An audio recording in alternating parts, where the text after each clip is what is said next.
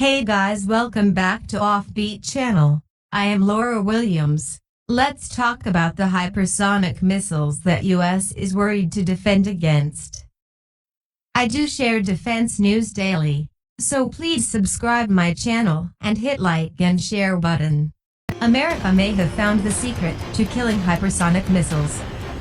Hypersonics have been hyped up to be unprecedented, game-changing weapons. But that may not be the case. Here's what you need to remember. It just might be possible to intercept a hypersonic weapon during its final, terminal moments of flight.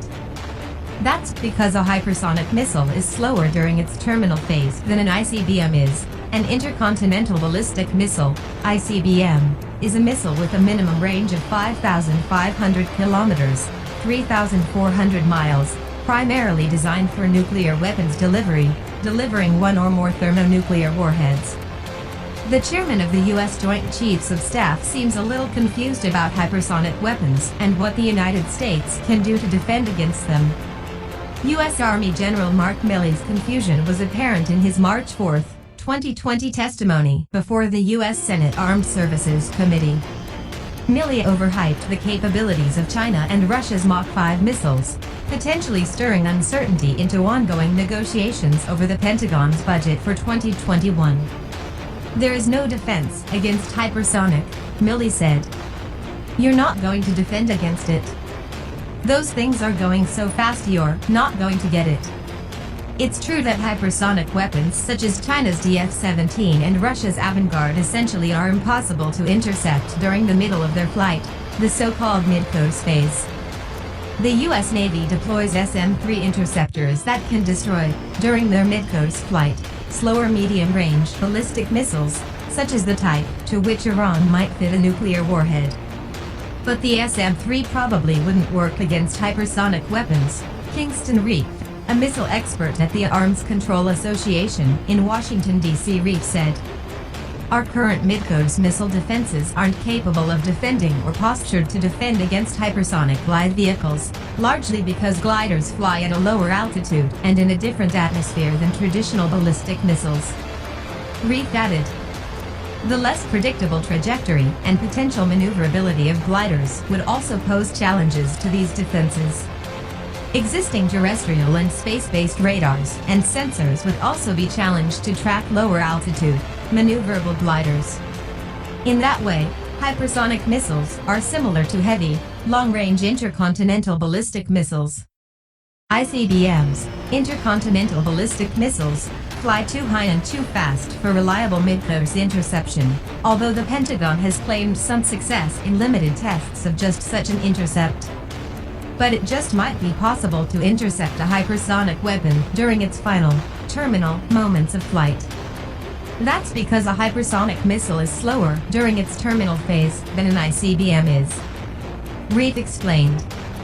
Terminal, narrower area defenses designed to intercept re-entry vehicles as they are bearing down on their target would in theory be more feasible, since at that stage a glider would be traveling slower than a ballistic, re-entry vehicle. Indeed, the Pentagon, despite Milley's alarmism, is making big investments in terminal defenses against hypersonic missiles. Congress in 2020 gave the Missile Defense Agency $400 million for the work. For 2021, the MDA wants another $200 million for the effort. The agency in February 2020 asked industry to begin submitting designs. The investment in new defenses is why Milley's fatalism is so puzzling, to borrow Reef's characterization. The military acquisitions community knows it's not impossible to develop defenses against hypersonic threats. Reef said that Milley's comments could point to a wider misunderstanding of Mach 5 missiles. Hypersonics have been hyped up to be unprecedented, game-changing weapons. But some skepticism probably is in order, David Larter advised in a November 2019 column in Defense News. That the catch is that none of this stuff works yet.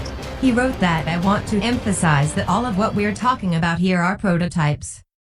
Brian Clark, an analyst at the Center for Strategic and Budgetary Assessments in Washington, D.C., likewise is skeptical of what Larter described as the hypersonics craze. These boost glide prompt strike weapons are really designed to have a strategic effect, Clark explained. There are a small number of weapons, they are really expensive, so you are not going to hit a bunch of targets with them. So even one weapon that's a hypersonic weapon could still get shot down. You may not be able to generate a bunch of effects with them because they cost so much that you aren't going to do the thing where you overwhelm the air defenses and come in from multiple angles with hypersonics because you don't have enough of them. Hypersonic weapons steadily are getting better and more numerous and, in the future, could pose a serious threat to US forces. But it's not impossible to defend against them.